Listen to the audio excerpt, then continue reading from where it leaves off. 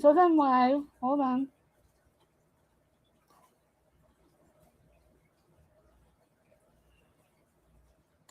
Hold on. Am I live? Am I live? Hold on. Hold on. Hold on. Hold on. Let me see.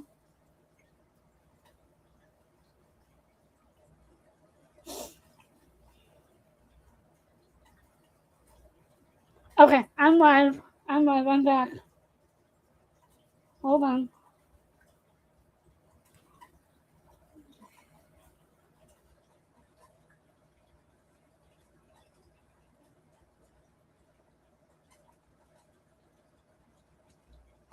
Okay. Co-host, are you back? I'm live. Okay.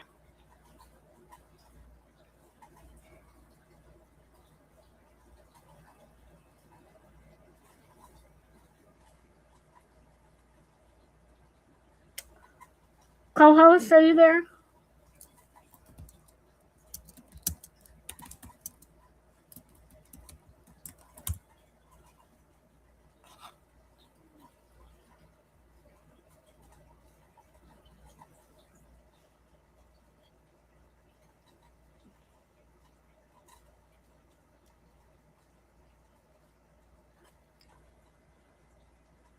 Okay. All right. Thanks, you guys. I didn't want that to have a 27-minute a 27-minute lag time. So anyway, so thank you for coming back. I appreciate it. So today we are going to do season 4, episode 13 and 14. And I decided that we're just going to do 2 episodes just because as I'm watching season 5, I kind of want to take my time and go into season 4 because season 5, there's a lot going on in season 5, and so I just don't want to rush into it because I kind of want to think about what I'm going to say when we get there. So, let me go back to my spots. Okay, there we go. Let me scroll down. And then again, like I was going to say before, links down below will be the We're Not Done Yet podcast, the CV Circle channel, and No Escape from the Cul-de-Sac podcast, as well as my playlist for the Knotslanding reviews, so that you can just click on there and just have it playing in the background. And then also, don't forget to do the YouTube things, like, share, subscribe, comment, turn the bell notification on, so that you will be notified whenever I go live and when I upload a video, which I don't really do a lot of upload. I just go live, so therefore, it's just whenever I go live. And then let me get to my spot. I can't believe that. She literally called just as I went live. I was like, oh, she's not going to call after 5. She's not going to call after 5. Boom, she called after 5. So co-host, this really worked out because I was going to go live at 6 anyways, and it's almost 6. So therefore, haha. So I'm getting to my notes where I type, because I've been typing up my notes so that I can just read them off instead of writing them down because my handwriting is awful. I don't like my handwriting. So we are almost there. So these are a couple of fun episodes. Well, maybe not. Before we get into some of the serious episodes that are coming up. So we are going to do episodes 13 and 14. And so we're going to just jump right in with episode 13. I can't believe that. I'm so sorry I made you guys wait like that. Oh my gosh. Episode 13 is called Cutting the Ties That Bind. And I was going to say, Tighten the Ties That Bind. No, Cutting the Ties That Bind. So basically, My phone has been going off the hook all day long, and it's annoying me. So, yeah. So, season 4, episode 13 is Cutting the Ties That Bind. So we open with Lily at home looking at Val, who is going over her divorce papers, and she has not signed them yet because she's not ready to sign them. And however, Gary has already signed them. Lily tells her to give up on Gary and that is having a different life with the book, the money, and with Jeff Munson. So she just wants her to get on with her life and to have better things for her. And she tells her that Jeff adores her and that she is happy for Val. Jeff and Abby are discussing the contract and buying the company outright and that they will still receive a percentage of CG's contract. However, Jeff is buying out the whole company, which Abby is cutting Kenny out of all the profits and also is going behind his back about the producing CG's record. And we'll learn more about that.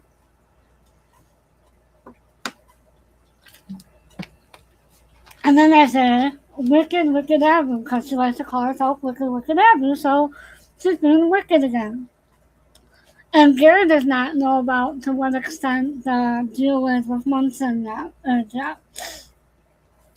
CG is practicing and Gary is watching, as well as Kenny is on the phone about CG.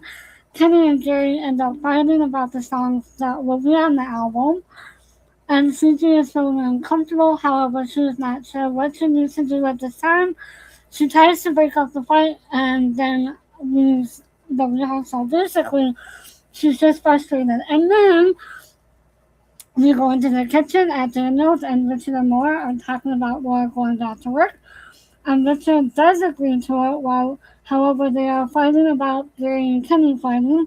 Richard is frustrated and because CG walked in and overheard the conversation that he and Laura are having, and he feels like he cannot get any privacy when talking with his wife.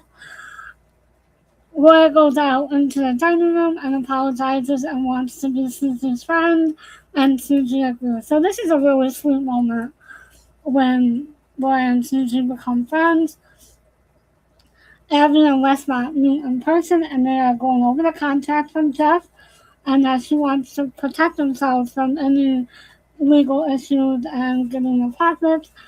And Westmont has said that Gary has been working with him for a lot of years, and Abby also wants him to go over the contracts that she has done on Gary's behalf. However, she wants to be protected should anything happen between her and Gary. So she basically wants to be protected and come out of this with something should her and Gary ever break up. Molly May is playing some sort of sports game, and she rolls the ball, she wins, and Karen is impressed, and it's one of Lily May's hidden talents. I'm not exactly sure what the game is. It looks like skee-ball, like you play at an arcade, but I don't think it's almost like bowling. Also, but it's outside and it's on the dark grass. I don't know. And Karen is impressed, and she is picking her up because her car won't start. Lily May pulls out Val's divorce papers and wants Karen to read it. However, Karen says no, that she's not going to read it. And Lily May wants Karen to talk to Val about the divorce and to encourage her to sign it. Karen tells her that she will not pester Val about it and that she will sign them when Val is ready to sign them. Next we see that Chip is talking to another publishing agent, no, not publishing, public relations firm or a publicist, I don't know what type of agency, about Val and offers to get him the manuscript so that he can read it and see how good it really is. This is a very bad idea, and he is also pushing CG on him as well. Abby tells Gary about the contract, and Gary is upset with Kenny Abby tells Gary that everything is working out well. Abby lies to Gary about Kenny and telling him that she is right. She is a lying liar who lies. LOL. Susie finds out that she is pregnant and she is happy, however. It's not going to be good news for Chip, but we'll learn about that. Abby, Gary, Kenny, and Ginger are talking about the contract, and they fight about the sale of the company, and Abby lies to everyone about Kenny being a producer, and he is upset about the whole thing. So basically, they're fighting because Abby sold the company outright out from under him, and this is his big dream. Susie is still trying to process her being pregnant. Karen is getting ready to go out with Mack, and he is getting frustrated because they're supposed to go to some sort of play or opening or something like that, and they're running late. Chip comes over, and then Val and Jeff come over, so it just kind of puts them like all behind. And Chip comes over and tells them that he's going to work for a new publishing company and that he is excited. Again, he has a lie. He's lying, so he's another lying liar who lies. Val and Jeff show up to ask him to go out to dinner with them. Karen and Mack are late for the theater. LOL. And Karen wants to stay in and order Chinese food, so they all stay. And even Chip invites himself over for dinner as well, so that he can weasel his way upon Munson. Susie is still waiting for Chip, however, he is still at Karen's. And I'm not calling it the third gate for the Mackenzies because, let's be honest, Karen and Mack are practically married anyway, so I'm just saying Karen for the most part. So when they do get married, I'll call it the Mackenzies, but right now it's Karen's. Because, like I said, at this point, they're basically married. So at Karen's, Jeff and Chip are talking about his new job, and he learns that Munson bought Susie's contract and the company, and so he's happy about that. And then Jeff asks Val to go to New York, however, she has never been, and she does not want to go because she has a lot to do, she says. She is nervous about going and says no at first. Chip gets a phone call from Susie while he is at Karen's, and she wants to see him. He tells her that Jeff came by and wanted to talk business. However, that is not true. So another lie from the lying liar who lies. My goodness. Does he ever take a break in this? No. Karen tells Jeff not to take no for an answer and wants Val to go with him. Mack wants to make a toast to Chip's new job. However, he hasn't gotten the job yet. Richard and Laura are talking about how things are going and staying in. And he's trying to be intimate with Laura. However, Laura is pushing him away. And Richard is getting frustrated. And this is when we start to realize that Laura's not really in love with him anymore. And that she eventually wants to leave the marriage. But she's kind of doing that slowly, pulling away slowly, just so that he can maybe take a hint, but he's not really taking a hint. Jeff is still trying to get Val to go to New York, and they will try the new French restaurant at a different time. And Karen is still hungry, so she and Mack go back into the kitchen for more food. And Mack is like, "You ate. I mean, you really ate." LOL. And I think that this is part of, again, another ad-lib from Kevin Dobson. Chip tells Diana that he has to leave. However, Diana tells him that she needs to talk to him about Susie and tells him that she saw him kiss Susie. And again, he lies to her. Another lie from the lying liar who lies. And she told him that she felt funny about it. And then Chip does leave. Next we see Val still says that she can't go, and Jeff tells Val to pack a suitcase and that he will be by to pick her up tomorrow at noon. And she is considering it, and then she does end up going, as we later learn. Jerry and Abby are talking about the deal and Kenny's ego. Abby is still screaming, and it is not good, so wicked, wicked Abby. Susie finally tells Chip about her pregnancy. He is not happy about it. She does not know why Chip is so upset, and she thought that he would be excited, not want a baby, and does not want Susie to have the baby either. And he is concerned about her career. Well, I think in all reality, he's really concerned about his career. He just does not want the baby. Susie tells him that she is keeping the baby. However, he does become a little bit aggressive and it scares her. So this is the first sign of aggression that we see from Chip.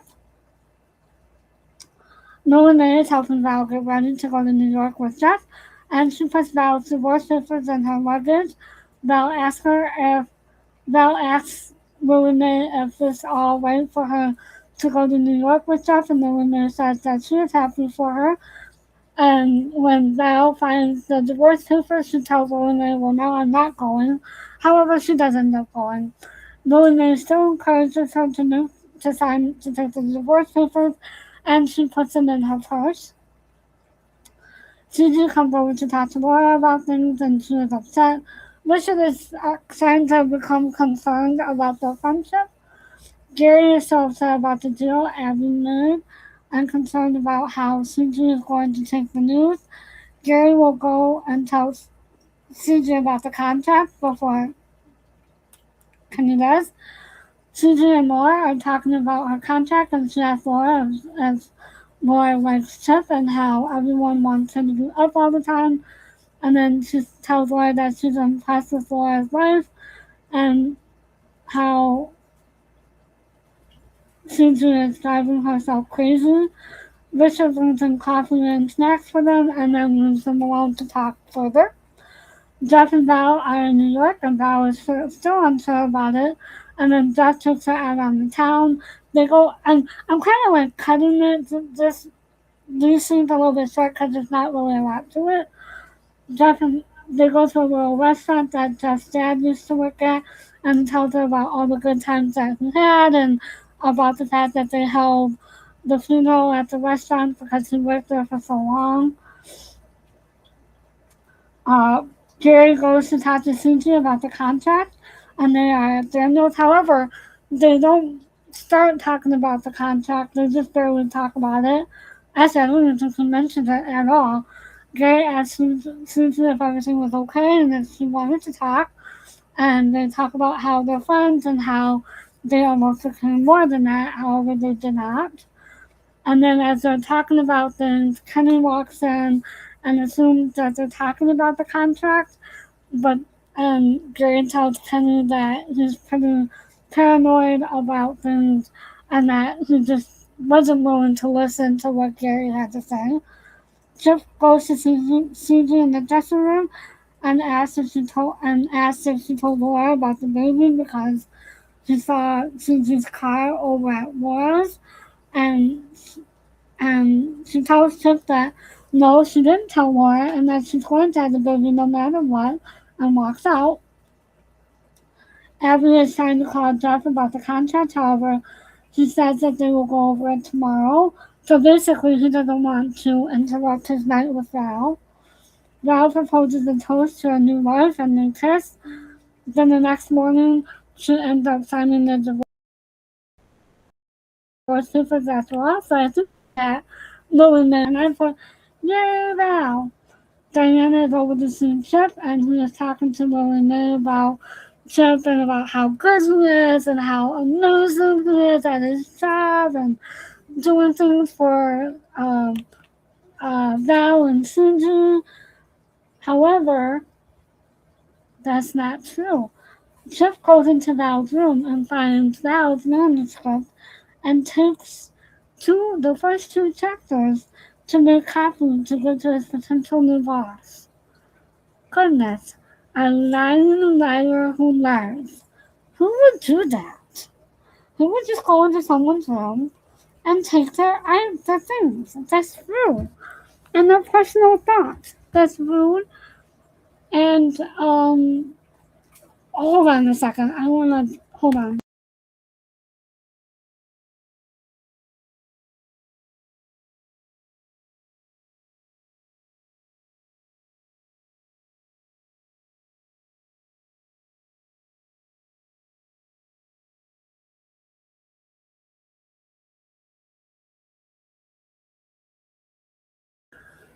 Oh, okay. Sorry about that. I got word today that my college advisor, her husband passed away like about a month ago, and I just found out about it. And I was super, super close with her, and I adored her husband. They did a lot for me when I was at Rochester. So kind of a rough day for me a little bit. So I just left a comment on their daughter's Instagram post, and she just liked it. So I just wanted to take a look at it, turn the mic off for a minute, and just kind of be in that moment. So, anyways, oh gosh, I am so like her. I am so like my advisor. She's an older woman. She's gotta be in her 80s, and her and I just got along so well. She was probably in her 50s or 60s when I had her at Rochester for a professor and advisor, and I think I was taller than she was, and our personalities were just unmatched. Like, I don't know, we were super, super close. So I just she's still alive, but she has a lot of health issues. So I really haven't kept in contact with her, but oh man, I just kind of took that a little bit hard. So I do apologize. I had to take that. I just wanted to look at that. So, anyways, so again, this is very Abby, Jerry, Kenny, Susie heavy, and Val and Jeff heavy. Not a lot of Karen and Mack in this episode, other than them going out to the theater and then eating dinner with Jeff and Val and Chip and Diana. However, Chip just invited himself over. I don't think that Karen meant for him to stay. I think that was uh.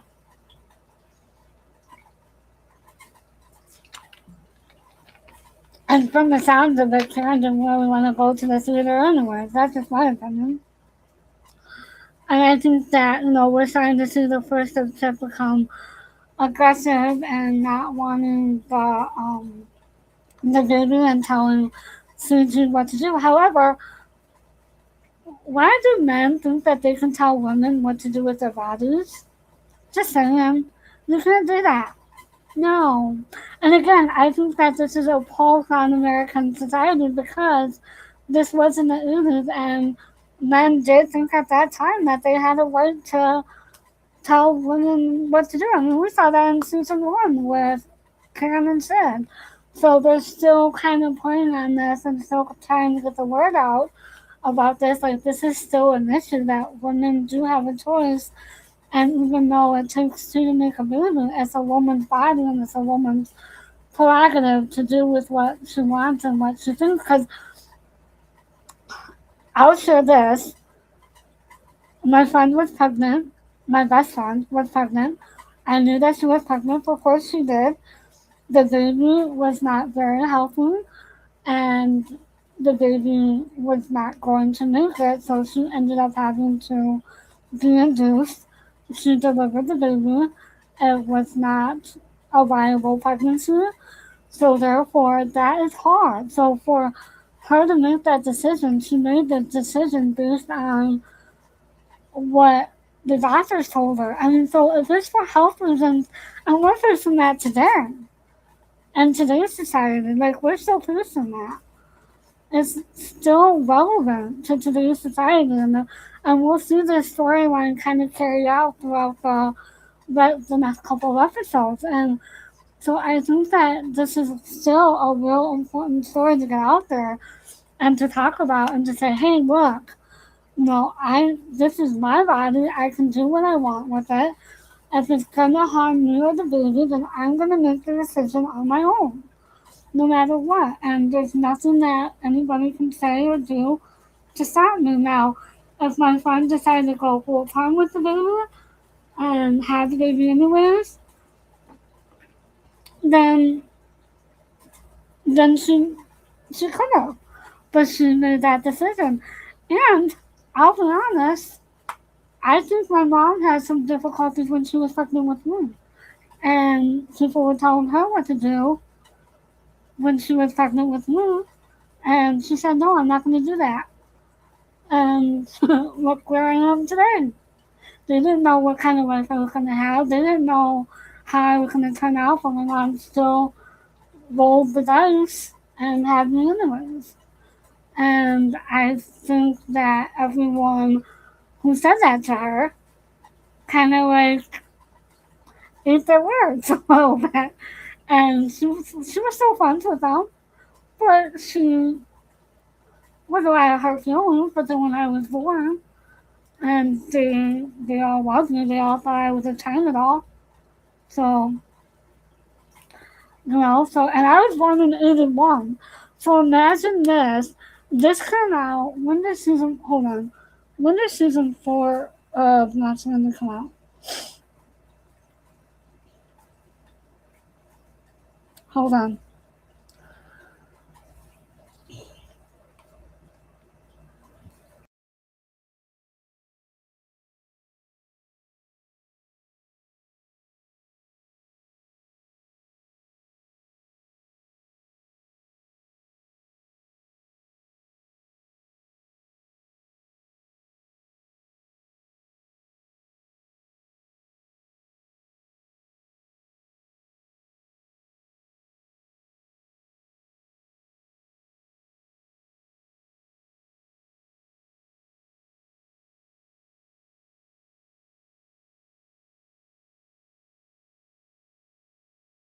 So Knots Landing of season 4 came out in 1982, and I was born in 1981. So this actually came out after I was born. So to say that, I was born and then this story came out, my mom could have used this storyline to tell everybody to shut the heck up and let me go on and do what I want with my life. You know, it's my decision. It's my decision and my husband's decision on what I want to do.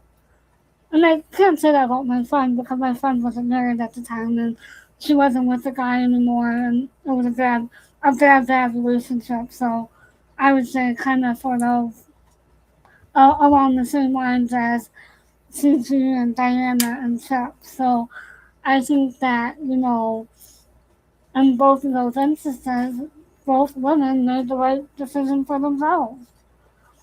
So, you know, and I'm proud to say that my middle name is her daughter's middle name, the one that didn't make it. And I'm proud of that. I'm proud that her daughter has my middle name. So, yeah. So that's something in today's society that we're still talking about, is that there are women's rights. Women has a right to make their own decision. Now let's get off of that topic and let's talk about another. And then also with on the same vein as Chip, who goes into someone's room and takes their property like that and decides that is his for the taking? I mean, Abby did it again with Val's book the first time, and now Chip is doing it. Like, can Val ever get a break? Like, poor Val. Can she ever get a break from these people?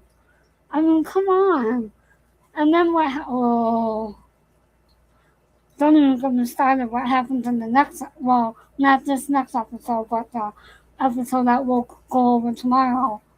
Oh, don't tell me. Don't. That's gonna be. Mm. So, what is it with people thinking that they can take Val's stuff? First it's Val's manuscript from Abby, then it's Gary. Abby took Gary away from Val. Then Chip takes Val's other manuscript, which she's not going to even publish. That's not the second book that she ends up publishing. So, I mean, come on. What in the world? Who does that? I mean, how would Chip work? I mean, Chip almost blew a gasket when no one was in his room. So what makes him think that it's okay for him to go in Val's room? Oh, goodness. Mm. And then I don't like the way that he's treating Diana either. I'm like, Diana, wake up, wake up. Now again, I think that Miss Lee does talk about this a little bit with on the podcast, on the One Not Done Yet podcast. She does talk about it, um, about the fact how they needed to have a storyline for Diana because she was getting ready to leave the show eventually. So I think that this was a way for her to sort of get away from Karen and kind of become an independent person and to create more storylines. And the thing that I do like about this is that we're seeing Karen's kids more. And I think that's because of Mack. And I'll say it again, Mack and Karen have a completely different relationship. It's on a on a completely different playing field than her with Sid. The kids did not have a lot of storylines in the first two seasons. They do now, and they're going to continue to be more involved in the storylines because you see Mac even interacting with the kids more now than Sid did. And he's really taken an effort to not only get to know them, but be their friend. And actually, again, like I said, it's almost like they're already married. They're acting like a married couple. So, and no, I don't mean in that way, but I just mean in general. They're just acting like a married couple. So I think that, they're starting to have the kids have independent storylines and be more a part of the storylines, you know. And we'll see that eventually too with Olivia. Not so much with Byron, but with Olivia um, coming up in the next couple of seasons. So, I think that that's really good that they're trying to bring out a little bit more of Karen's kids and their personalities. And I think too, because they're growing up a little bit more as well. They're growing up and they're becoming their own people. But I think that again, it's because of Mac and I don't know, it's just a different vibe. So, and then we see Abby and Gary. Well, no, Wicked Abby is still going behind Gary's back and still trying to do things to make money. Like, she does say that she loves him, but I think she loves money more than she loves Gary, in my opinion. And we'll see that. We'll see that. I've already seen that in season 5. She loves Gary she loves money more than she loves Gary. So, and then we see Jeff and Val. Jeff is taking a real nice interest into Val, and I'm so proud that she finally signed those divorce papers, which is kind of ironic, given the next couple of episodes. Hmm, interesting. I mean, she does have a good time in New York, but the good time is not going to last. Oh no. No, no, no, no, no. The good times are not going to last for Miss Al. And we'll learn about that. So, co-host, do you have anything to add, anything to say? Am I wrong? Am I right? I would love your opinion.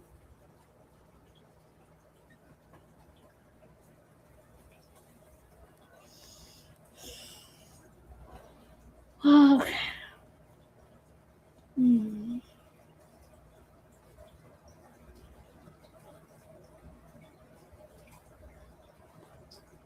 What?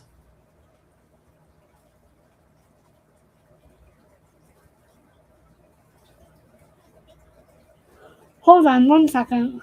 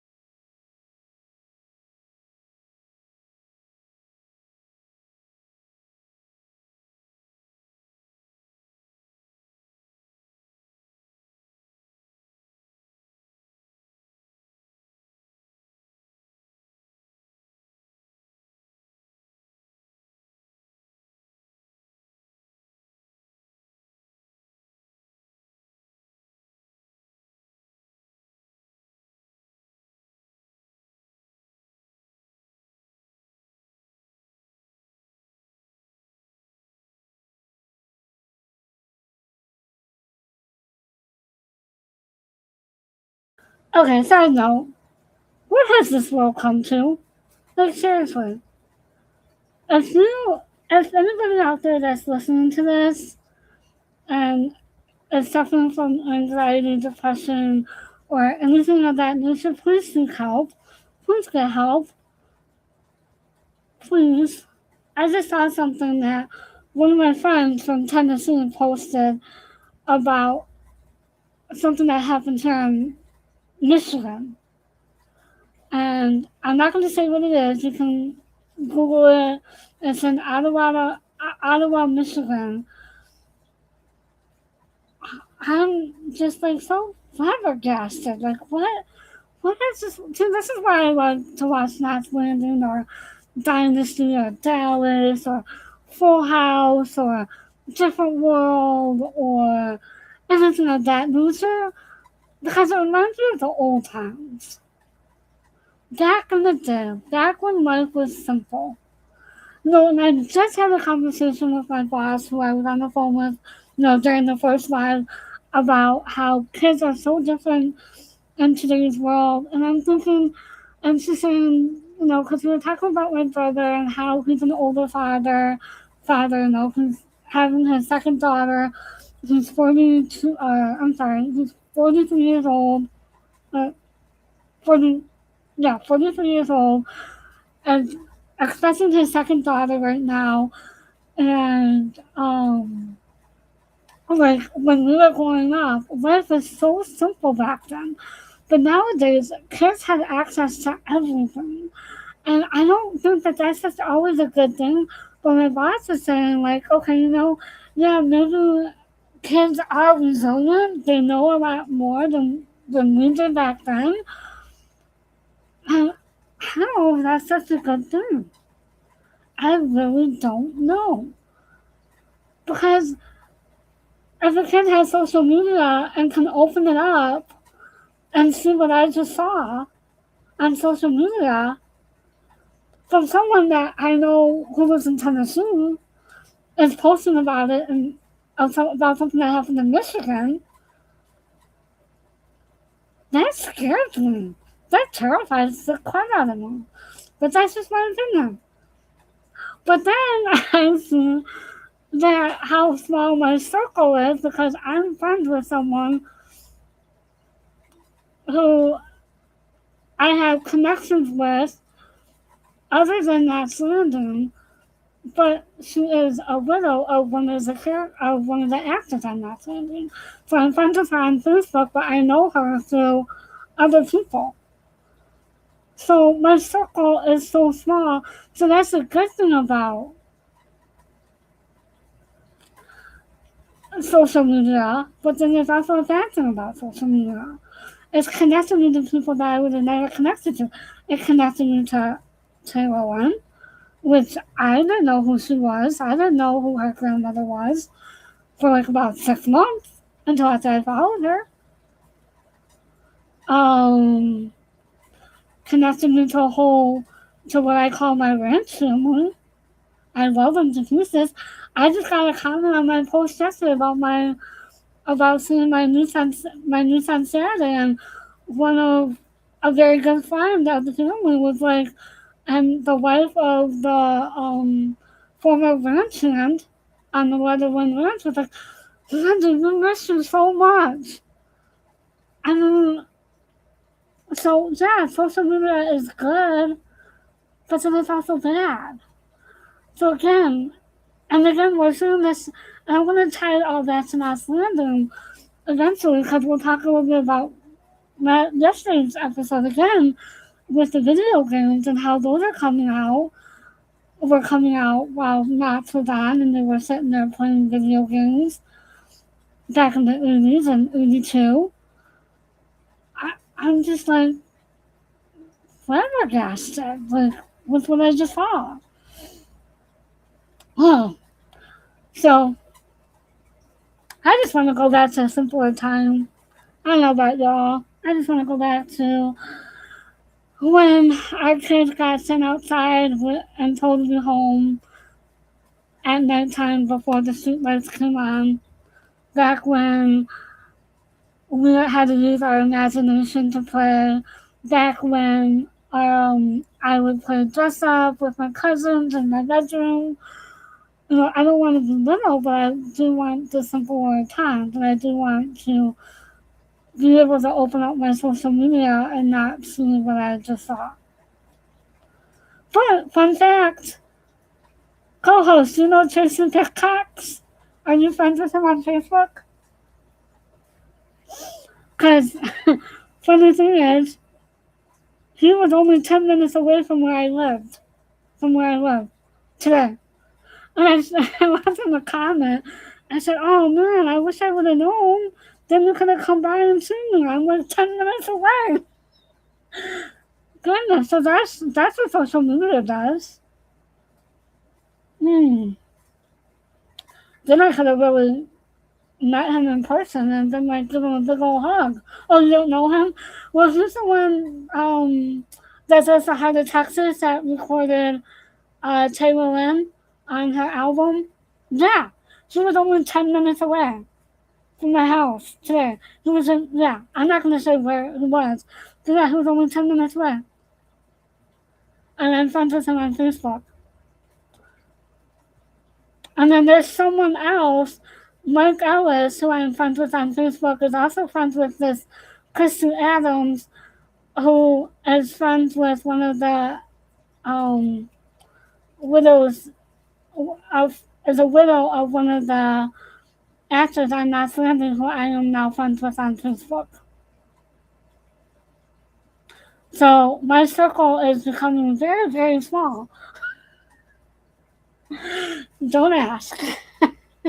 Don't ask how that happened. So that's one thing. That's one thing that social media does. That's a good thing. But a bad thing as well.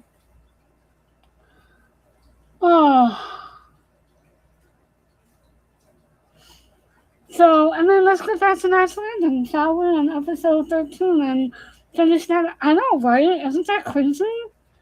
And it's not just him that I'm mutual friends with her. There's a couple of other people. Isn't that crazy? Small, small world, huh? I guess if you're in the entertainment business, I guess, and you know people in the entertainment business, I guess it's bound to happen and cross paths and all that good stuff, you know? And I'll message you and I'll let you know who it is. I don't want to say it on here, but I'll message you and let you know who it is. So, anyways, so then we're talking about Abby and Jerry, who's still yeah. Abby is still being Abby. And like I was saying, I think that she loves him, but she loves his money even more. And we'll see that more in season 5. Season 5 also brings us a lot. It's just a lot. I'm watching season 5. I'm rewatching it. I'm halfway through it right now. And there will be a lot more to analyze once we get there.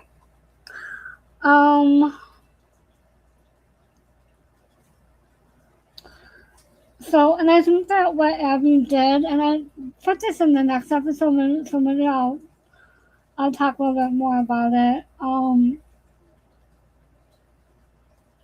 But yeah, Abby is just still being Abby.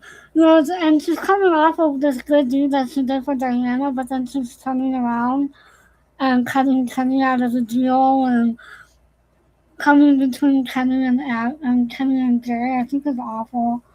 But she really resents the cul-de-sac. Do you think she resents the cul-de-sac co-host? I really think she does. Because I think that her and Karen did have an okay relationship up until Karen called her out about Richard. And Karen was getting frustrated about that. I think that they did have an okay relationship up until that point. And then after Sid died, all heck broke loose. And again, like I said, I think Diana needs to get over Chip and get away from Chip. However, I think Michael Savantino did a great job in playing Chip because he's the villain that we love to hate. But and he doesn't have a good time. Yeah, going back to the old word, yeah. And Chip doesn't have any redeeming qualities like Edmund may have once in a while. Chip doesn't have any. He's just a lying liar who lies and wants things his way and is scheming to get things his way and all that good stuff. So that's just I said donut. Oh, okay. Um so yeah, and then I just think it's wonderful that Val finally signed her divorce papers. Yay. Okay. And so oh, well this is why I was going to my phone because I knew I was done talking about the episode, but then I got distracted by something that was posted on Facebook. Hmm. What the?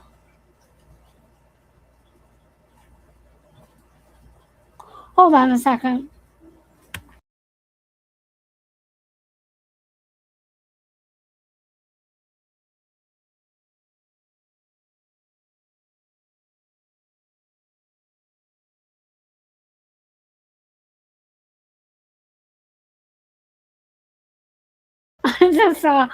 I just saw that on Tubi they put on Tales from the Crypt. Speaking of old time shows, I used to love that show. I used to love Tales from the Crypt and A Youth Open in the Dark. And I would used to watch those with the lights off. Okay, just give me 1 second. Why am I? Hold on. Alright, so go. Episode 4.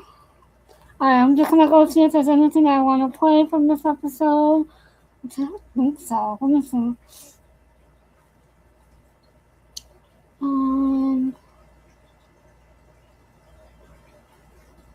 I'm just going to this. Co-host, do you have anything else to add from what I just said? You know, I kind of know I went on a rant there.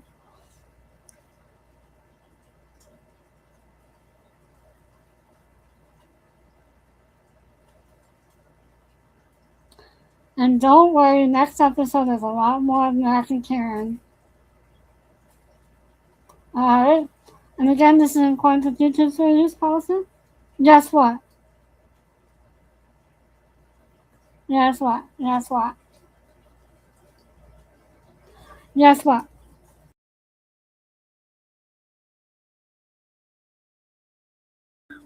Guess what? Guess what? I don't know what I asked. I don't know what I asked. My mic was muted. I don't know how it got muted. It got muted. Okay. Sorry, this laptop, I'm trying to play with this a little bit. Okay. So this is in quantum future series policy. Let's go. I found a couple of things I want to play. Since you're trying to see what she's going to look like fully pregnant. Well, I don't know. What do you think? I like the ones you have on. The ones I have. Yeah, you keep on. Yeah, they say this play is headed for Broadway. I just like to see it before it gets there. Hey, just a minute, Mr. First Nighter. Chef. Oh, gotcha, yeah. Tales from the Crypt and Are You Afraid of the Dark and all them other shows back in the day. So again, I think some of these lines are lines that Kevin in the show just added in, so I think it's kind of fun. And again, Chip is showing up to kind of placate Karen and then also to sweet talk Diana, in my opinion. Again, this is in Constitution Series policy. Mrs. Sergey? For me? Mm-hmm. Diana, for the two ladies who helped make this day possible. Well, what's going on? I was offered a job today by Mr. Steve Thornwell. A lying liar who lies. Again, this is in Constitution Series policy. For the beach club? Uh-huh. Hey, I introduced you to him, right? I'll put you some water. Did. Anyway, he wants to bring me in as a partner as soon as possible. Oh, that's great. We'll celebrate tonight. I can't stay. I just stopped by for a bit. Anyway, he's given me about 17 different things to do so Oh, but far. Chip, I have to talk to you about something. So Chip is pushing Diana away a little bit because he wants to go see Suji. However, his plans will suddenly change, as we will see in the upcoming 2 seconds. Again, this is in quantity 2 series policy. That's too bad. We'll have to celebrate another time. Coming. Karen and I are off to the theater. Anyway. Oh, hi. Hey, Jeff. What a surprise. Come on in. We were just on our way to a new French restaurant that Jeff's heard about. We wondered if you and Mack might like to join us. Oh, well, we were, Mack, what do you think? What about the theater? Oh, we're too late. I think we missed the curtain. Anyway, a musical about Oedipus Rex is not my idea of a scintillating evening. Oh. I was there with freebies anyway. So, like I said, I don't think she really wanted to go to the theater based on that. She just wanted to spend some time with her friends. Well, her friends, but not Chip. That's just my opinion. And again, this is in quantity 2 series policy. I gave it to me, so it was a 4-hour play without intermission. So, French! All right. Wait a minute. I know this might sound crazy, but why don't we stay here, get comfortable, kick off our shoes, and I'll order in Chinese. Chinese? Chinese, c'est la vie. Chinese? Don't forget sweet and sour. Hey, I thought you were in such a hurry. So again, I think that Chip just invited himself. I don't know. I don't think Karen meant to invite him. I could be wrong. Again, this is in quantity 2 series policy. Throwing welcome away. Anyway, nothing's been said yet. No. And getting to know Mr. Munson is something I've been looking forward to.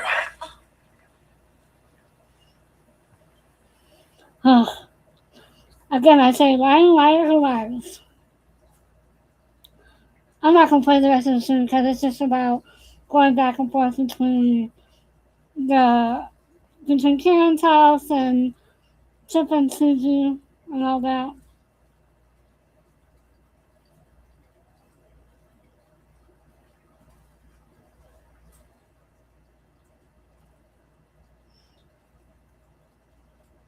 Yeah, there's nothing new. There's nothing I want to play.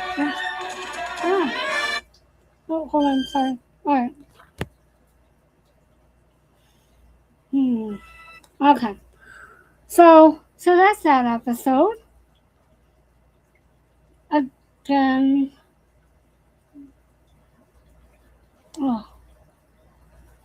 Again, we'll talk a little bit more about some of the things that we talked about in this episode. We'll talk about in the next episode, which is season 4, episode 14, and Tattoo Makes 3. Whoops.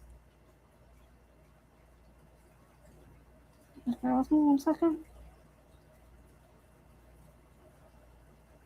Okay. And Tattoo Makes 3, which I guess you can tell by the picture what episode this is. Yay! So we open with Mack and Val looking at engagement rings for Karen. I think that's pretty sweet that Mack invited Val to go along with them. It takes him a minute to find one, and he has all kinds of questions about it, like what if it doesn't fit, what if she doesn't like it, or what if she says no. So he is nervous. He is nervous as a cat. Poor Mack. And he says it is not an easy thing to do to pick out a ring and to propose to someone. Chip and Suji are still talking about the baby, and Chip shows her the chapter she took from Val to get to his possible new boss. And Suji is still telling him that she will have the baby. Gary is going to Suji's first session without Kenny, and he is not happy about it. However, Abby does not want to go. However, she is still scheming. Karen is out to dinner, out to lunch. I don't know why I said dinner. Out to lunch with Teddy, her ex-boyfriend, before Sid. So we met him in the last season. He says, and he told her that her guard was up, but he did not know what was going on. However, we did learn at the end of the episode that she really wasn't ready for Teddy to come back and for her to have to entertain him, and so she was glad that Diana took him off of her hands. Like we learned that in the last episode. Something fell. I don't know what fell, but that's okay. I'll get it. Karen does end up telling him about Mack, and however, he's not sure about it. We'll get into that a little bit later. She did tell him that she invited Mack and Val for coffee. However, Teddy says he does not mind, but he is not sure. CG is recording at the studio. Jeff is impressed, and the producers are as well. Kenny shows up and does not know that he was cut out and thought that he was still producing the record, despite in spite of everything that was said the day before. Then they get into a fight in front of Jeff, and Jeff wants to talk to Kenny alone and tells him that he wants Kenny to come work for him. However, Kenny tells him that he wants to be his own boss. Teddy is telling Karen about his work, and they are having a good conversation as Val and Mack walk up, and Mack is not happy about this. Another fight is about to go down, and you will be surprised at who will go to talk to Mack. Karen asks what they were up to all day, and he says a whole lot of nothing. Val is exercising while doing writing for her book, and she gets up to go look in her manuscript. However, she cannot find the first 3 chapters. I wonder where they're at. She calls for Lily Mae, and she is a wreck about it. Lily Mae is helping her look for them. Then Chip comes home, and Val asks him about her chapters, and he tells her that they will work together for them.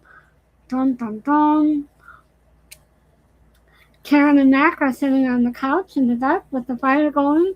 Karen is telling Mack about her history with Teddy and her time in college. And then Karen says, "Oh, I'm sorry. You wanted to talk to me about something." And then Mack proposes to her, and she says, "Probably." Probably? Really, Karen? Probably?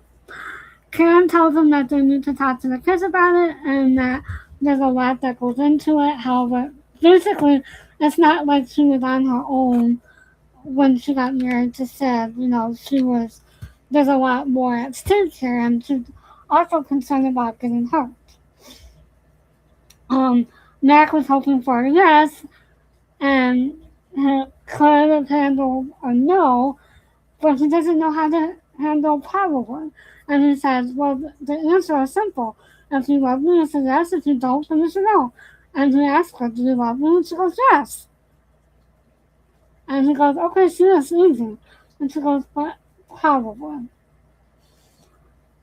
So I think that Max has is thinking that she's saying probably because of Kenny, but we'll get there.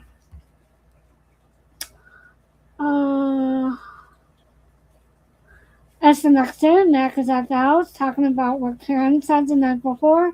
Val tells Mack that it's a big step for Karen and that maybe she just needs a little bit more time to get used to the idea. Karen shows up at Val's. Karen sees Mack and he asks her if she slept well. And she said yes, and he said, "Good, I did not." And then he kisses Karen and leaves. Karen tells Val he is mad. However, Val says no, he's hurt and let down. Val tells Karen that he's a little let down, and Karen tells her that she asked the kids about it and that they all said go for it, even Diana came around. Val asks what the problem is, and Karen says, "I don't know. It's me, I'm the problem." Where did that phrase from? We know that phrase, that's very popular. I think that in the song. I'm the problem. She likes being on her own, but she also wants to be married again. She wants to make a life, or she wants to share a life and make a home with someone. She wants it so badly that she thinks that she is saying yes to a dream, and Val says maybe it's because she thinks that it's all too good to be true.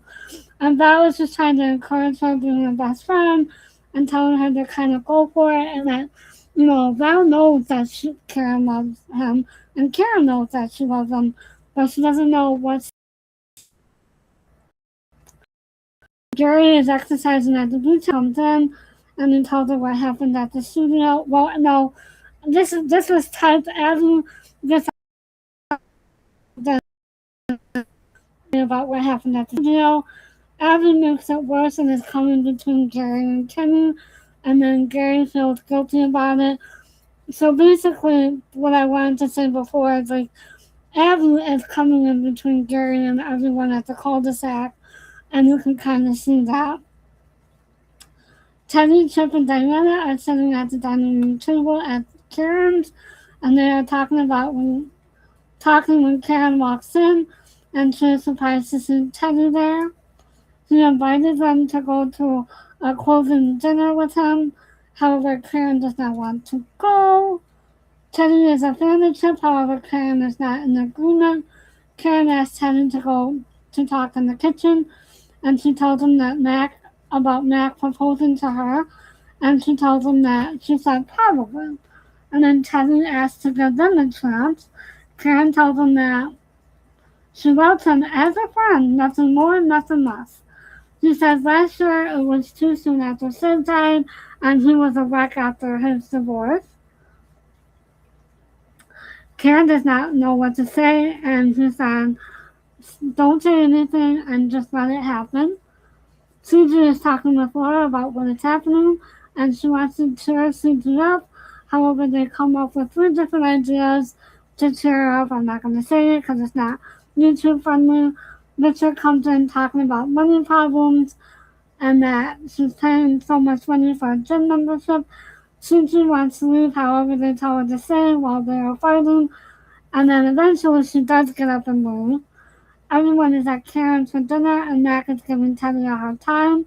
He is against what Teddy does, and that the law needs teeth in them. Mack is not impressed with Teddy, and Karen is getting upset with Mack. So she's trying to find something to get mad at Mack about. Chip is at Susie's, and they are fighting about the baby again. And however, the fact that he got the job, however, he did not get the job. So he's still a lying liar who lies. So she thinks that he's celebrating. Chip tells her that they can have 20 babies, but not right now. He does not want to ruin their careers. Susie finally agrees, or does she? Michael and Eric are making lunch, and Diana comes in talking about the engagement. Eric and Michael think it would be great having him around all the time. And then Ginger comes to talk to Gary about what happened with Kenny, and she tells Gary that Abby will do the same thing to him that she has done to other people. Ginger tells him that they are broke because of what happened. So basically, Kenny not only put his job on the line, but also all their money on the line. And then this is really sweet because of what we know that this is actually Constance's real baby. Laura is feeding the baby, and Susie talks to her about leaving, Susie about Laura leaving Richard because she realizes that Laura is unhappy.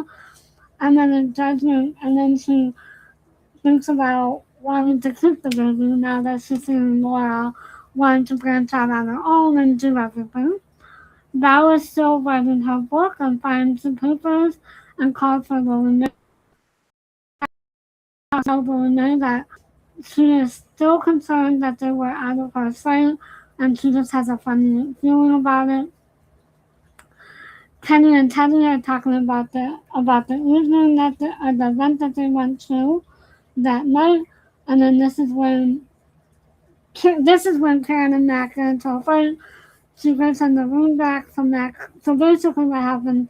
Mack comes in, and they fight because they are both hard-headed. Teddy again asks what she is doing here, and asking if she will give him another chance.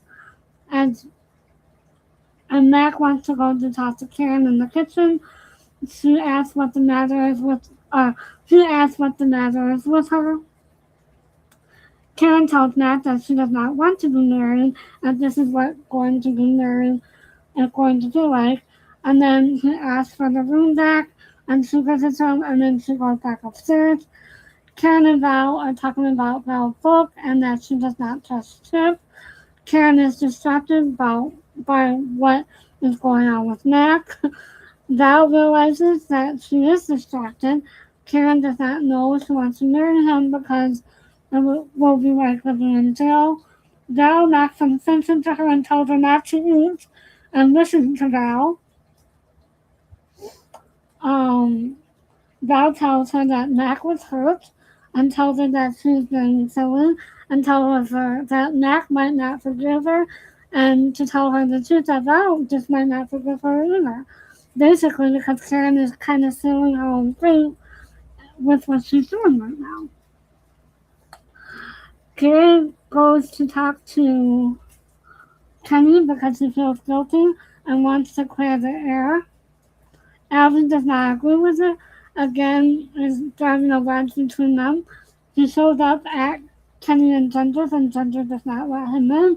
So basically, Ginger lies and says that Kenny's not home, when in fact he really is at home. And then, dun dun dun, Diana goes to talk to Mack about Karen and tells him not to give up on her or himself. Diana does not stay very long. She asks what is going on here. Diana tells him that she does like Mack and that there was never a choice between him and Teddy and that he made it a choice. And that Karen is in love with Mack. And that if he goes in there fighting and making demands, she's going to fight back. And then she tells Mack to be patient and gives him and gives her time. And Mack says, how much time? And she goes, well, I don't know, just give it time. Mack tells Diana that he likes the new Diana, and then Diana leaves. Susie gets flowers from Chip, and hold on. Susie gets flowers from Chip, and she tells him that she decided to have the baby, and that she will do it with or without him. She tells him that she will have it all just like Laura, and tells him that it is her final decision. Karen and Teddy are talking about what happened with Mack, and that Teddy thinks that Mack did her a favor, and Karen is frustrated with him at this point because he's still, again, trying to push himself onto her, like how he was doing in the last season. And she tells Teddy that she's not the girl he loved, and that he will regret it if they got together because she is not the woman she was before, and it is a dream that he has had for a long time of the woman that he thought she was. Teddy finally gets it and tells her to go to Mack. She goes to Mack and apologizes, and they work it out. She tells him she got a little crazy and that she loves Mack so much. She tries to kiss him, but he stops her, walks over, gets the ring, and proposes again. And she says yes, and then they kiss again, and then she tells him to shut up. End episode. So that is the famous engagement episode. Hold on, I'm a little bit dizzy.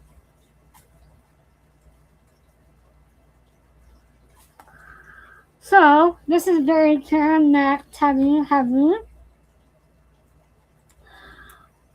We learn that Mack wants to propose to Karen, but Karen does have second thoughts about it, just because, well, not second thoughts, she just isn't sure because she's not sure how the kids would react. And I think that this is a good moment because it shows in real life what a single parent goes through.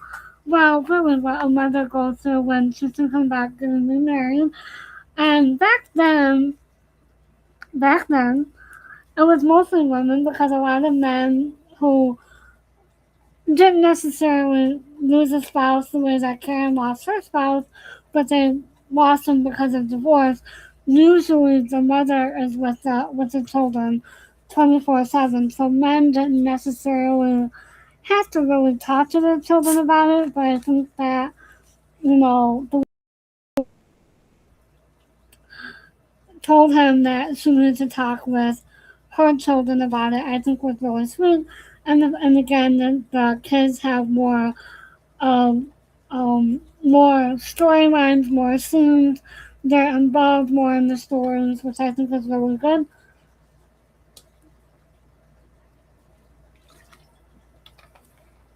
And it really does show. Oh man, hold on.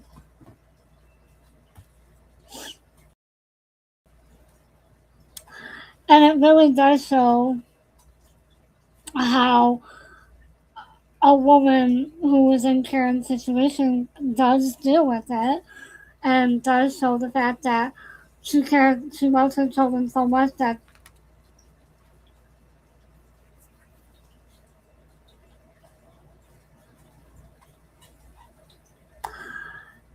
she loves her children so much that she cares about what they think, and that she's willing to let them know that this is. Hold on.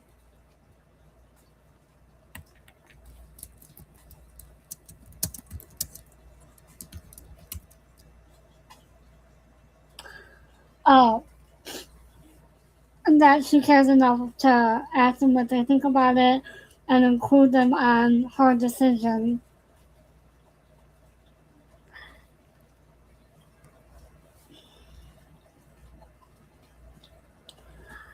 And okay, good. Okay, because it went black again. It almost kind of kicked me out of the stream again. So so it just shows how much she cares about her children and how much Matt cares about her children and what they think about it. However, she's just not sure. And, as she said, it was pretty crummy timing for Teddy to show up because I think that if Teddy hadn't shown up, then it would have been an easy yes for her after she talked to the kids. But with Teddy there, I think it just made it a little bit harder, and it frustrated Mac, and it just didn't know where he stood. So, and as we saw, he went to talk to Val. Now, I don't know if I said this before, but if I did, co-host, please stop me. But when Kevin Dobson was on Kojak, joanvanark was a guest star, I guess, on Kojak, and they had a lot of scenes together. I'd never watched that episode, which I think I might have to go and find it. See if it's on some sort of streaming service, or if someone has a link, maybe they can send me the link to that episode. But I think that even Kevin Dobson and Miss Van Ark has a real good chemistry and real good friendship. And there's something else that I found out when we get to season 9 I'll tell you about as well, which is quite interesting. So, um, oh, so I think that their friendship and knotslanding and their chemistry really does show through as well. And that's why I think that their scenes are extra sweet. And the fact that, he goes to Val whenever he needs to talk about Karen, and that, Val feels comfortable enough to go to him to talk about whatever's going on with her, whether it be with Karen, Gary, or whatever, or even Louie, that, she can go to Mac and they just have like a sweet friendship. So I think that that's really, it's almost like he adopted her just like Karen adopted her. So I think that's really sweet. So I think that's really sweet. Oh, excuse me. Sorry, my nose is getting plugged up, so I had to take some medicine. But Teddy showing up, I think, and throwing a wrench in it didn't help, and I think that there was no question about Teddy. However, they just kind of had to throw a trope in there just to kind of give the audience something like, oh, will she, won't she, will she, won't she. And the fact that he does like Chip, I think, does say a lot about him and a lot about his values. I think that, that kind of shows where his values lay and what he finds interesting or not. Because, as we all know, Chip is a lying liar who lies. Now again, with Abby and Gary, I think that Abby is trying to create some distance between him and the cul-de-sac. I think mainly because of Val, and then also she doesn't want him to have anything to do with anybody at the cul-de-sac, no matter what. And again, I think that Gary and Karen had a good friendship, and I think that Karen does still feel for Gary on some level as a friend, but she kind of has to go, be there for Val. And oh, okay, so I was right. So she wasn't 4 episodes of Kodak. So I was right. So that does explain their on-screen chemistry there. So I didn't know it was 4. I just thought it was 1. I'll have to see if I can find those episodes. I'm sorry, Snowball. I kind of scared him. I kind of moved a little bit. Um, ooh. Yeah, so Abby's still screaming, trying to put a wedge between Gary and everybody else, and then trying to put a wedge between anyone that's in Abby's life and the cul-de-sac. She, as far as Olivia goes, she does realize that Olivia does have family, but she really doesn't want Karen to have anything to do with Olivia. But yet she wants Diana and Eric and Michael to be a part of their lives. So, excuse me. She just doesn't want Karen to be in their lives. But,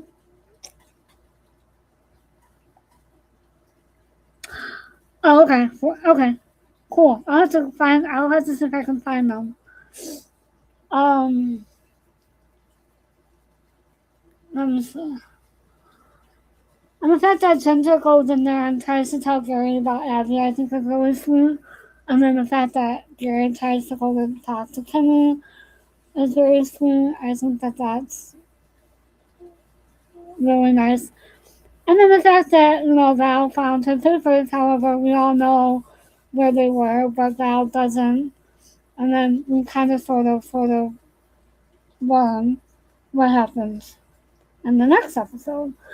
So there's really not a lot in this episode to analyze other than, when two hard-headed people come to blows, it ends up like a Mack and Karen fight. In my opinion, it just ends up like a Mack and Karen fight. That's all. For what's the reason?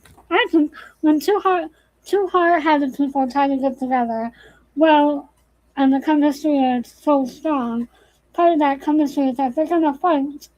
And I think that that's what's so great about their relationship, is that they do fight, and then eventually one of them apologizes to the other, or they say that there's no apology needed.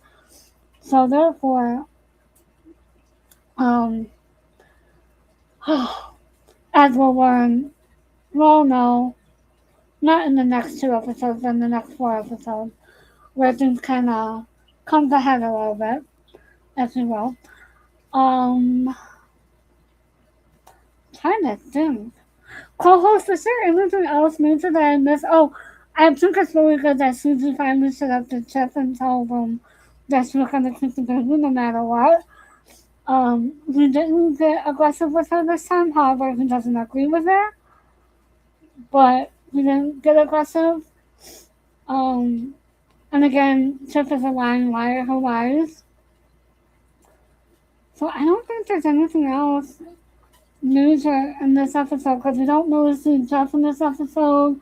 We see Richard and Laura a little bit fighting.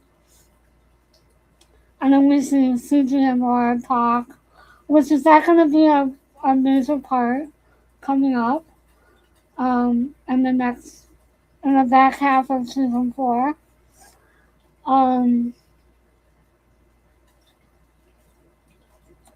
I don't know. I don't know if there's anything else in this episode that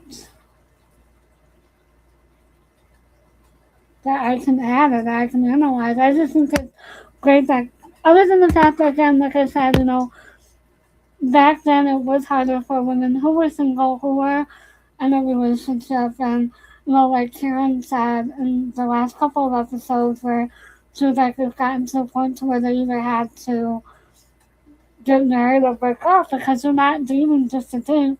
You're dating to find someone to spend your life with because you've already been, well, in a happy marriage and you you want that again, however, you don't know how you're going to get it.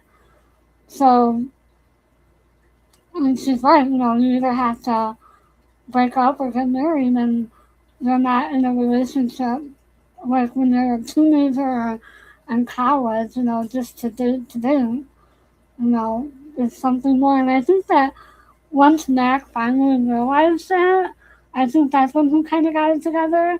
And he was like, oh boy, this woman is going to walk out of my life if I don't straighten up and fly right. Or as Cassie from Gossip in the Window and in the Gossip and in the Window says, get his act right fully installed, and that's not fully installed. He still has his moments that we'll see in a couple of episodes, but they wouldn't be Mack and Karen without it, you know? So I don't think co-host, is there anything else major that happened in this episode? I don't think so. Let me turn this down. Let me see if I can find some.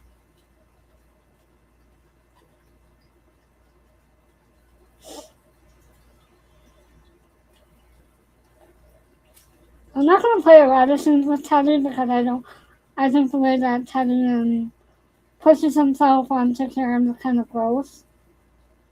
I am gonna play this scene though because this is really sweet. It's a cute scene. And again, this is in accordance with YouTube's radio policy.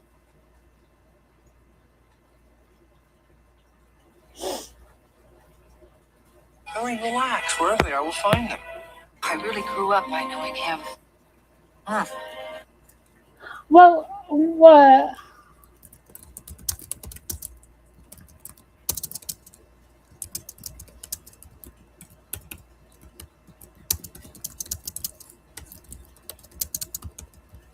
Okay, and again, this is in accordance with YouTube's radio policy. When I was in college, all I ever cared about were boys in clothes. Teddy he opened up. Again, right there, when she said all I ever cared about in college was boys and clothes. So therefore, that was just saying what I was just saying right there. They were just dating to date. They weren't dating to get married and build a life or a family. I don't think Karen really wanted that, even when she was in college. I don't think that Karen wanted to really fly over all the world and be a part of something. I think she really wanted to settle down and make a home and make a life with someone, and that's what she saw in Sid. And she felt that maybe Teddy was a little bit more out of this world, and she knew that wouldn't work, and that's why she went back with Sid and went with, wanted to be with Sid. I think she wanted that comfort. Again, this is in accordance with YouTube's radio policy. Larger world to me. God, it was exciting. Peace rallies, ban the bomb, civil rights. But hey, I never told you this. I was arrested once. I ended up in jail. Karen. Oh, I'm sorry. You said you wanted to talk to me about something. Shoot. Go on. I bought you something today. You're kidding. She's so excited, but she doesn't know what it is. That's hilarious. Again, this is in accordance with YouTube's radio policy. I hope you like it. I have it written.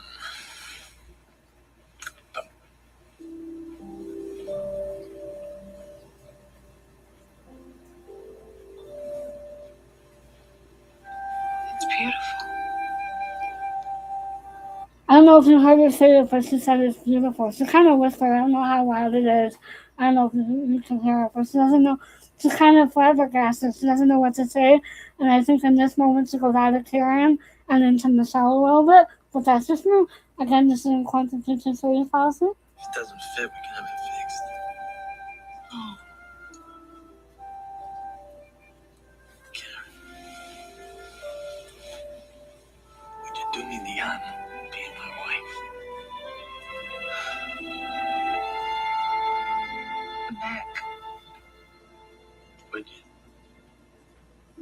so many considerations. I know.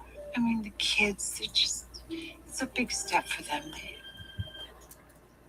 I think here, now that I'm rewatching it and then talking about it, I think here she's using the kids as a front, in my opinion. Now that I'm rewatching it, like as much as she says it's the kids, I think that she's just afraid and scared and she doesn't know what to do. I'll play the scene with Val and Mack and Val and Karen as well. Again, the scene constitutes a 30,000. I mean, they're part of this. We'd have to talk to them about it. Absolutely. Well,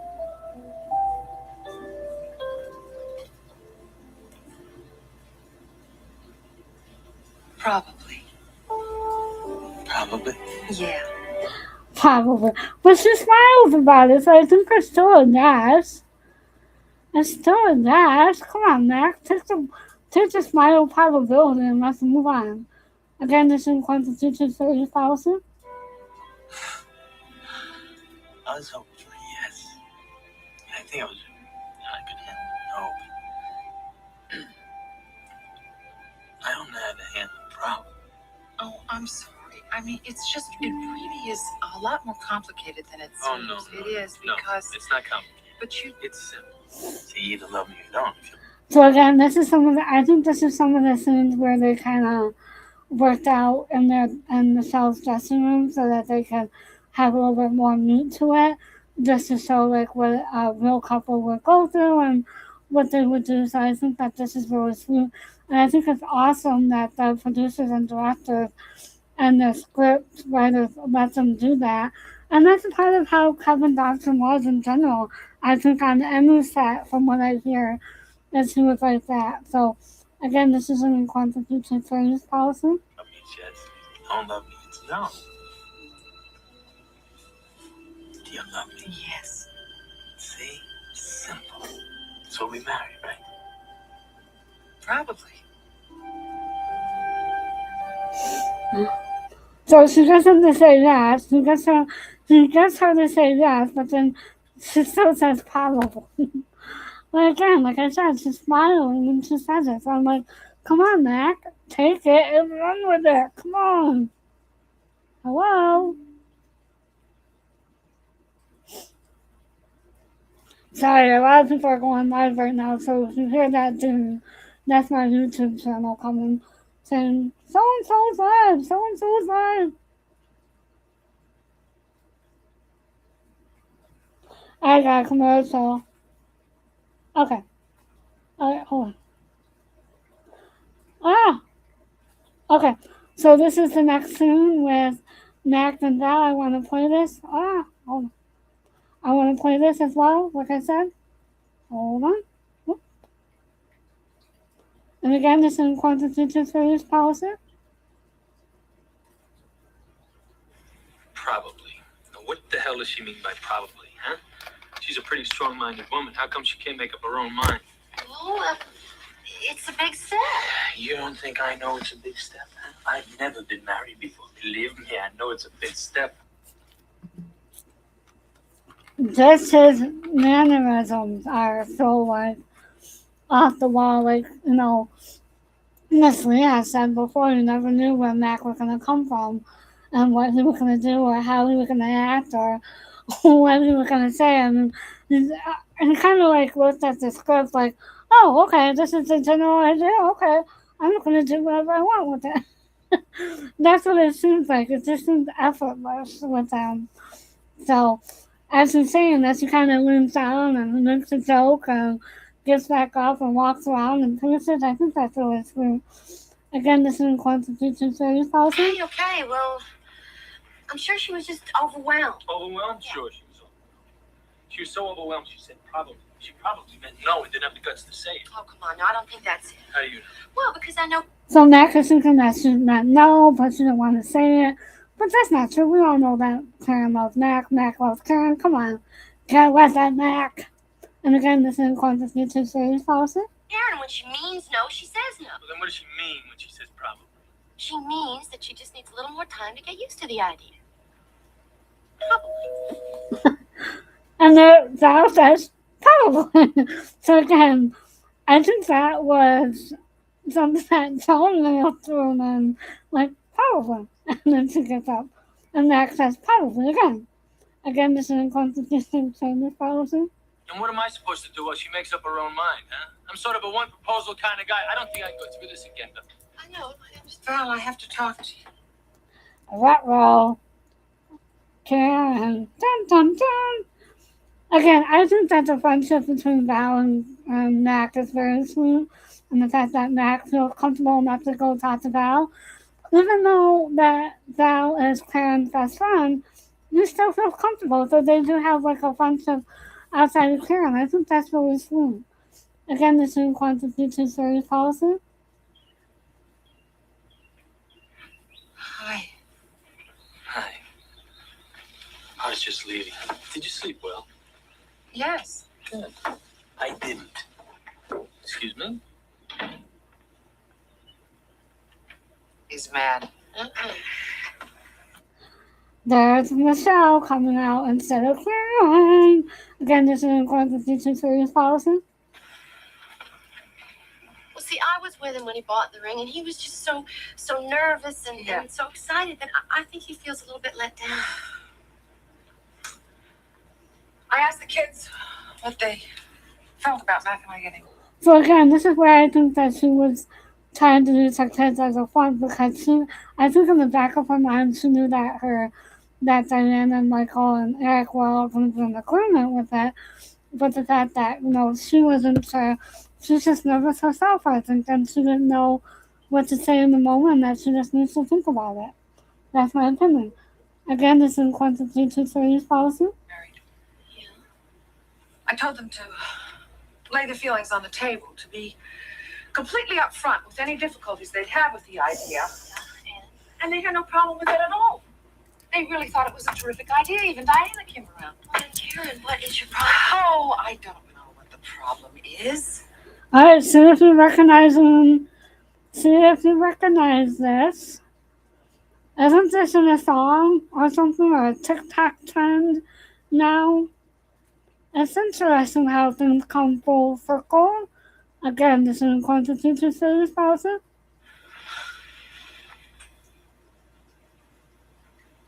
Me, I'm the problem. I'm the problem. Again, this is quantity to series policy. I mean, there's a part of me that really likes being on my own. Making my own decisions, testing my own strength. And then there's a part of me that really wants to be married. Share a life, make a home. I don't know if you can hear this, but she said to share a life, make a home. I think that's really sweet. She really wants it. You can tell in the longing in her voice and in her eyes. Again, this is quantity to series policy. I have some of the things I had with Sid. I don't know, maybe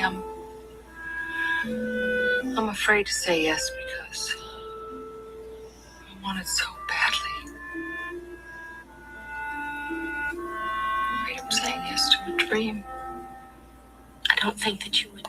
How ironic is that she's thinking that she's saying yes to a dream, and then she ends up telling Teddy the same thing. Huh. That's interesting. Again, this is quantity to series policy. I think your real problem is you're just afraid that all this is too good to be true.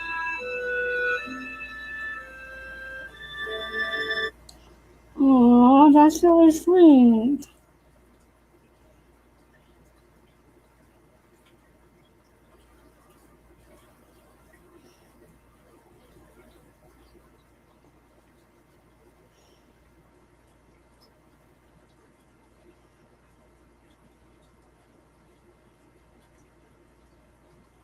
I want to play this. And again, this is quantity to series policy. Oh! Hi! Hi. How was the game? Oh, those are mine. So Matt comes back in with Eric and Michael from the Goon. And I think even Diana was with them, I'm not sure. Again, this is Quantum 223 policy. Thank you. Oh, the stars lost. Oh, the stars lost. Having fun? It was quite an extraordinary evening. It was great to see the Karen that I remember. She was in rare form. How nice. Can I talk to you for a minute? Well, I'm not right. Excuse us. So just take a minute. Mac. I'll be right back. What is the matter with you? Alright, here we go. And again, this is Quantum 223 policy. You all ready? Yes. What are you doing with that guy? That guy? That guy happens to be my friend. Well, how do you think that makes me feel? Why should you feel anything if I see my friend? I don't want you to see him anymore. You can't tell me who I can see and who I can't see. Karen was supposed to be probably engaged. Hard-headed. They're both being hard-headed.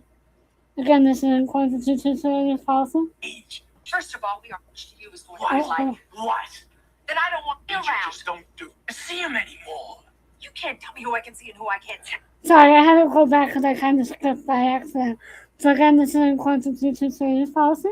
Karen was supposed to be probably engaged. First of all, we are not engaged, and even if we were, that doesn't give you There the are right to certain order me things around. You just don't do. And I'd like to decide them for myself if you don't mind. Married, you wouldn't be doing them. Without still wouldn't give me the right to tell me what to do. And if this is what marriage to you is going What? to be like, What? then I don't want it. Fine. Fine with me too. Where's the ring? Do you want it? Yeah. Okay. Excuse me. So then she's gonna run upstairs, go get the room, and then come back down and give it to him, and then run back upstairs. Again, this is Quantum 223 policy. Excuse me.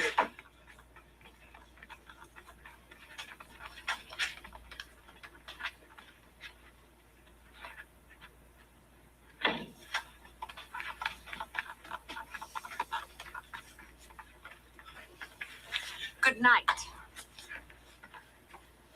And she sends him packing, which is hilarious. I only play this scene. And again, this is Quantum 223 policy. This is where Val, Max sends him to Karen. There is just something. Karen, here I am. I'm going on and on about my problem, and you're just. Look, you and Mac are going to work this thing out. Well, I don't know if I want to. I mean, if this is what marriage is going to be like. Oh, come on, cut it out. Stop it. You know you love him. But I don't want to marry him. Be like being in jail. Again, this is a little bit of Michelle coming out, I think. And again, this is Quantum 223 policy. I've seen marriages like that. I just don't want it. All right, he was just hurt. He's a bully. I don't like to be pushed around. Karen, you know something? I never ever thought that I would say this to you, but I think you're acting like a fool. Val. What? You just want me to be with a man. And I appreciate you're not wanting me to be alone, but there's a price on. So Karen's thinking that Val just wants her to be with someone, doesn't care who it is. But that's not true. Val knows that Karen loves Mac and that Mac loves Karen. And that's it. They need to work it out. Again, this is Quantum 223 policy. Not willing to pay. Hey, Mac, wait a minute. Stop eating and listen to me. He is hurt because you're sitting around trying to make up your mind while the very best thing that could ever happen to you is staring you right in the face. Val, I mean it. And if you let him go, you know you're never ever going to forgive yourself. And I'm going to tell you something. I just might not forgive you either. So basically, I had it wrong. I thought it was like, she said Mac would not forgive her. However, Karen did not forgive Karen. And then Val said that I may not forgive you either. Again, this is in Quantum 223 policy.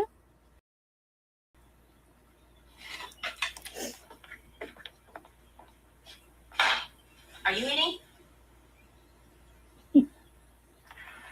Gary, I don't believe you're really going over there. Ah, Just sorry. have That was funny. Are you eating? Alright, I'm gonna play this thing because it kind of rounds out the Diana and Max thing. Again, this is in Quantum 223 policy. Yeah. What? If there's any reason why I shouldn't be here, just tell me and I'll go. No. Come here.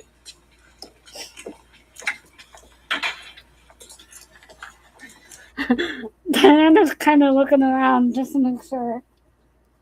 And again, this is Quantum 223. I'm sorry I'm stopping it so much. I just don't want the video to get blocked again like the other one. Then has to be doing this like we'll do this again tomorrow. So just trying to avoid it. Again, this is according to future series policy. Have a seat. No, thank you. Mac, do you love my mother? Yes, of course I do. Then what's going on here? What's the matter with you? What's the matter with me? It's your mother you should be talking to. You know you're gonna lose her.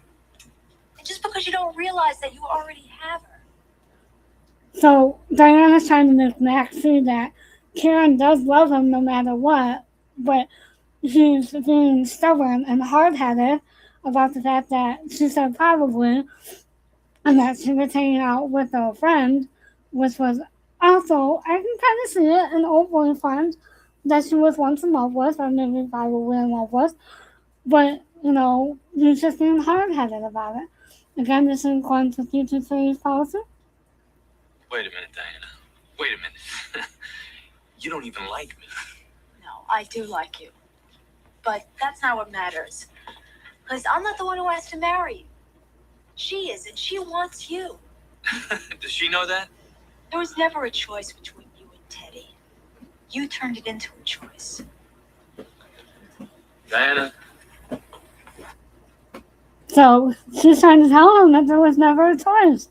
Come on, Mac, get it together. Get it together. Come on.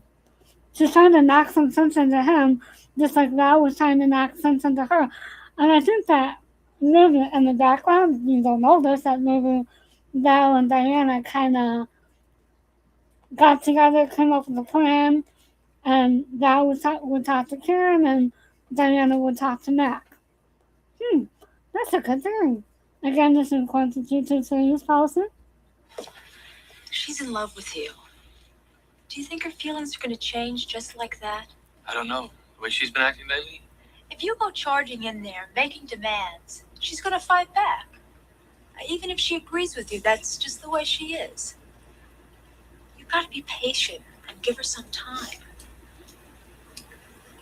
How much time? I don't know. Just don't give up on her. Or on yourself either. Aww. Aww, that was really sweet. Again, this is according to G2 series policy. Hey, is this the new you? I like it. Again, I think that's something that Kevin added in. I don't think that was part of the end of the scene. And again, this is according to G2 series policy. Alright, here we go.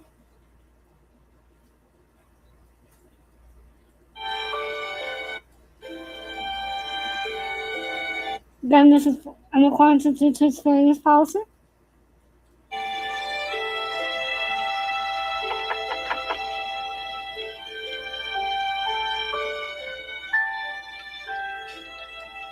Mack is working on a fire. He hears the door. He's like, what now? Again, this is according to G2 series policy.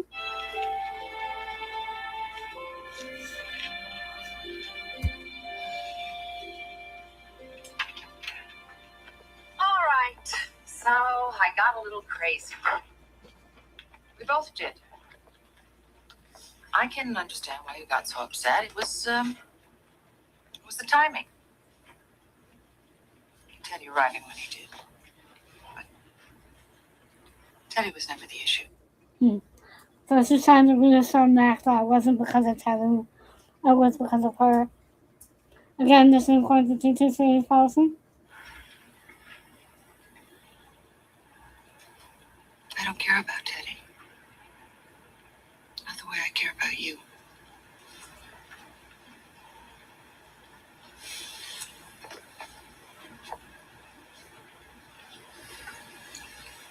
I realized something tonight. I realized how much I love you.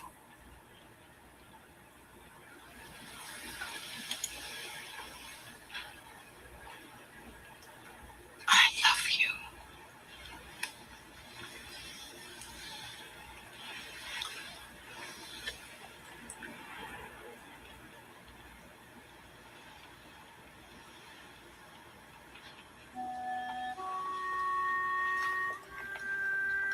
He stops her, but then he does something else. Again, this is going to feature series policy.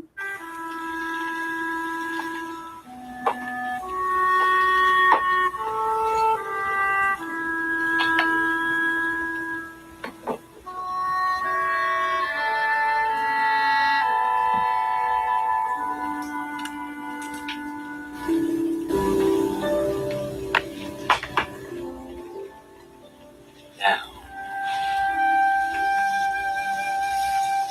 you do me the honor of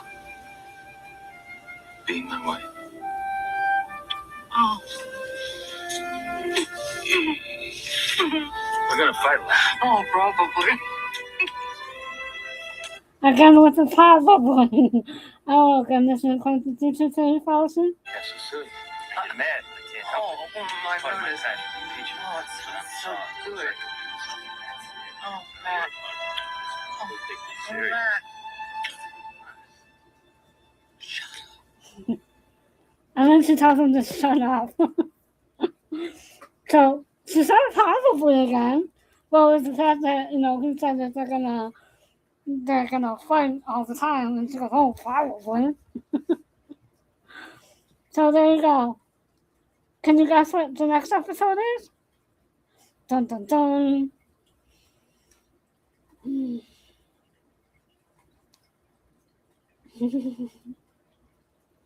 No. So they're again, they're happily, well, I don't know if they're happily engaged. And then the next episode is a fun episode. And half of it is ad-libbed. Half of it, they just kind of went for it. And we'll see why when we get there. And then the other half is kind of... It's not a good episode for Val.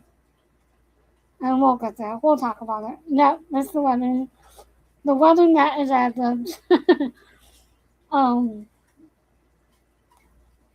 Yeah, they just kind of took the cameras and we'll talk about it when we get there. And then, it's the wedding, and then when Mack moves in, it's an episode after that. So we'll get to see that and that in 2 parts. So that's kind of why I didn't do the 3 episodes. I was going to do the 3 episodes today because of the fact that he proposed in this episode, and then I was going to do the wedding. But then I was like, okay, well, if I do that, then we're gonna have the wedding and then Mack moving in. So it'll be kind of like a weird way.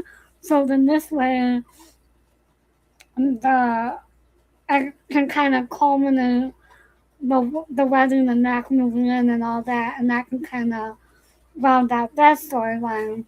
But also we'll see another storyline start to kick up after the wedding. Hold on a second.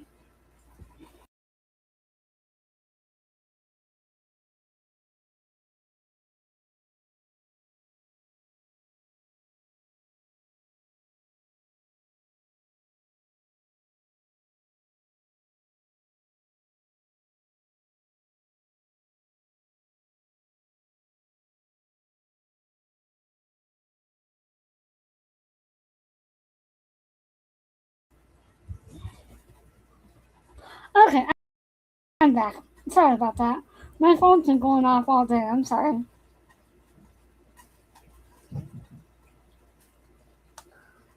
Okay, let's go back to play. Okay, there we go. So then we pick up on another storyline that's gonna go a lot deeper and it's gonna be a little bit more difficult, and I will probably have a lot more to say when those episodes occur. I'm not going to say what they are, but it is going to get very intense for Valoon. And yeah, we'll go from there. But I'm so happy that Mack and Karen are finally going to become Mack and Karen Mackenzie. Yay! Well, actually, it's going to be a little bit more difficult for Valoon and then for Karen, like in the last half of season 4 on the back end. So there's going to be a lot more that I can talk about and analyze and psychoanalyze and get more involved with the characters.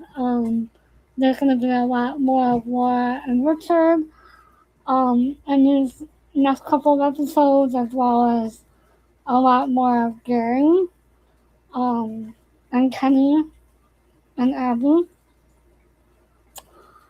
There may be a lot of scenes that I'm not going to play, but we will talk about them. I'm trying to think of what else. And I guess that's it for tonight.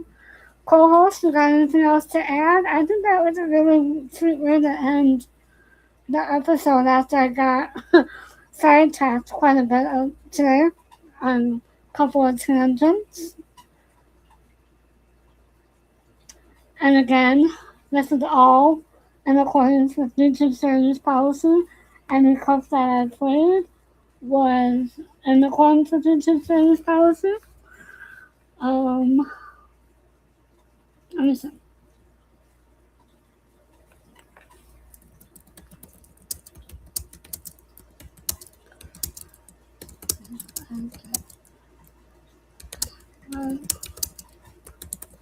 So again, I think that Karen was really putting up a front, trying to use her kids as an excuse because she wasn't sure herself. She was like, I do love this man, but do I want to marry him? Am I afraid that what we have is going to all fall apart?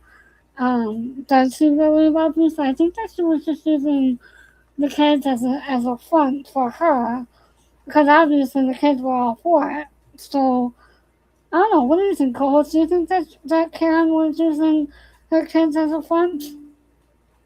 I think she was, just a little bit. Listen.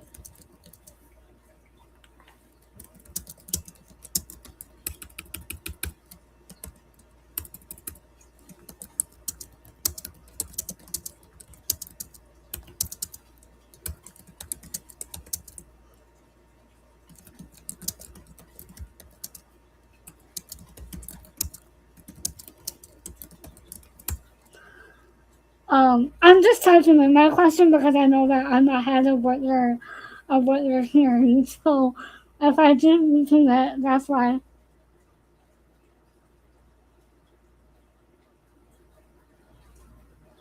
Okay. Okay.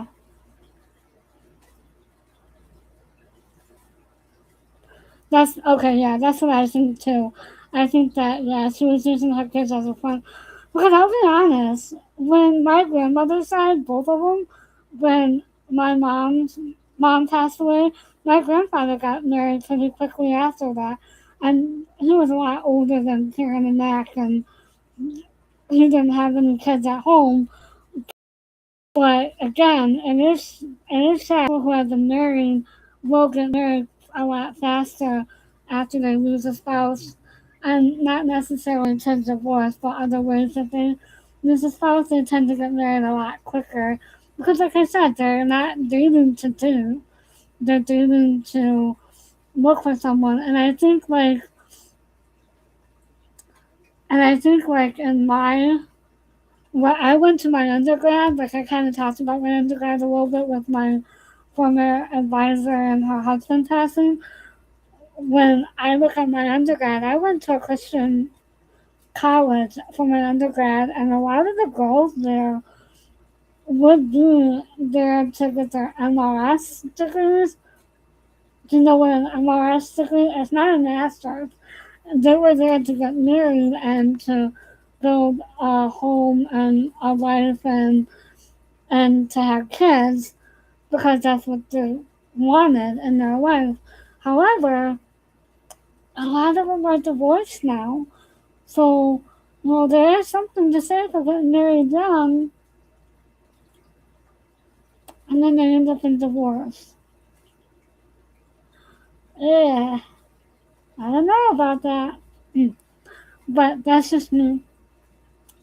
And again, I can't say anything about that because I've never been married, never been in a long-term relationship, never been kissed.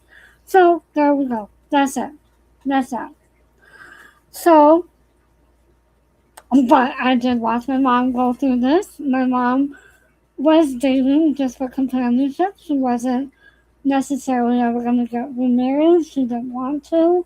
And the guys that she was dating were a little bit more hard headed than Mack, if you can believe it.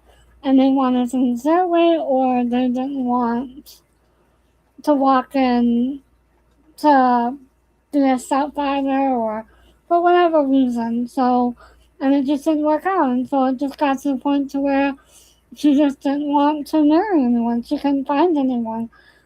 So, and again, the 90s were a lot different than the 80s.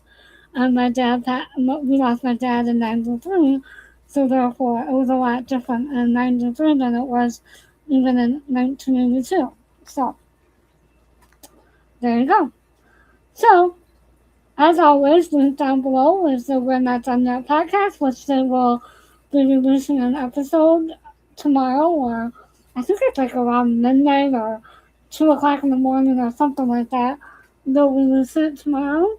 And then also the Studio Circle channel, the No Escaping the Cul-de-Sac podcast, and then also I will link the playlist down below so that all you have to do is click on that and you can just listen to all the episodes.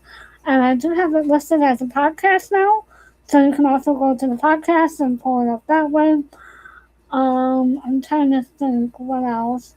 Don't forget to do the YouTube things, like, share, subscribe, click on the bell notification, and I'm not getting a lot of comments, so I would love your comments down below. And then also, don't forget, if after the video is uploaded and processed, and you don't see the closed captions, always come back for the closed captions, because they will get processed. They just get processed a little bit after the video is uploaded. And then I will see you all tomorrow for the wedding episode. Alright, you guys, have a good night. Bye. Oh, I hope you're staying safe from the weather. Alright, have a good night. Bye.